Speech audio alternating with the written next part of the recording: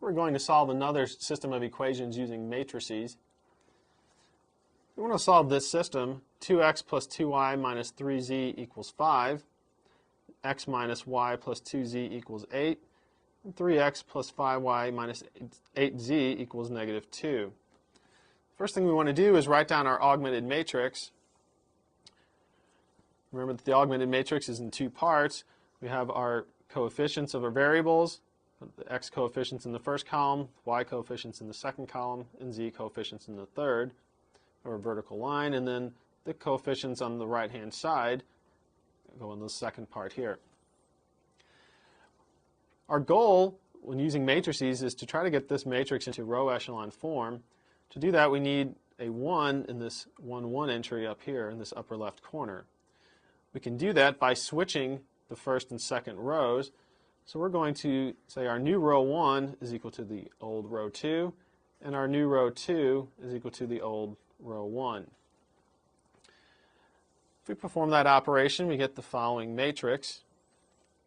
Notice all we're doing is switching the two rows, so our old row 2 becomes our new row 1, and our old row 1 is our new row 2.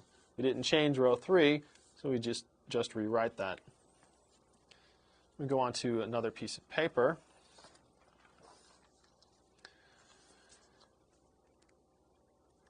Here we've just rewritten our last matrix to work from there. After we get this 1 in the upper left corner, we'd like to get zeros underneath that.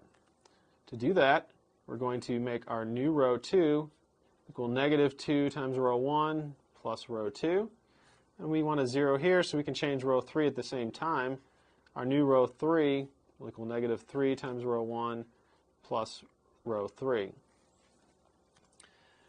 If we perform those operations, we get the following matrix. We did not change row 1, so we just rewrite that. To get our new row 2, we perform this operation. Negative 2 times 1 plus 2 is 0. Negative 2 times negative 1 plus 2 is 4. Negative 2 times 2 plus negative 3 is negative 7. And negative 2 times 8 plus 5 is negative 11. To get our new row 3, we perform this operation. Negative 3 times 1 plus 3 is 0. Negative 3 times negative 1 plus 5 is 8. Negative 3 times 2 plus negative 8 is negative 14. And negative 3 times 8 plus negative 2 is negative 26. So now we have a 1 with zeros underneath it here. Our next step is to get a 1 along the diagonal in the 2, 2 entry. To do that, we'll multiply row 2 by 1/4. If we perform that operation, we'll get the following matrix. We have not changed row 1 or row 3, so we rewrite those. We're going to multiply row 2 by 1/4. 0 times 1/4 is 0. 4 times 1/4 is 1. Negative 7 times 1/4 is negative 7/4.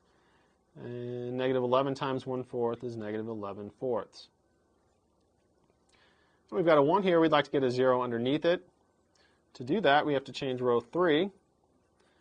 So our new row 3 will equal negative 8 times row 2 plus row 3. If we perform that operation, we get the following matrix. We did not change row 1 or row 2, so we rewrite those. Negative 8 times 0 plus 0 is equal to 0.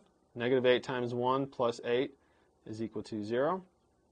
Negative 8 times negative 7/4 plus negative 14 gives us 0.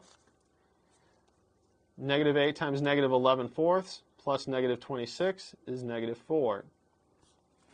Now at this point, we notice that this last row gives us the equation 0 is equal to negative 4.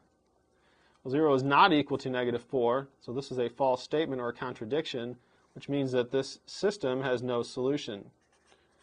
Or we'd say that the system is inconsistent.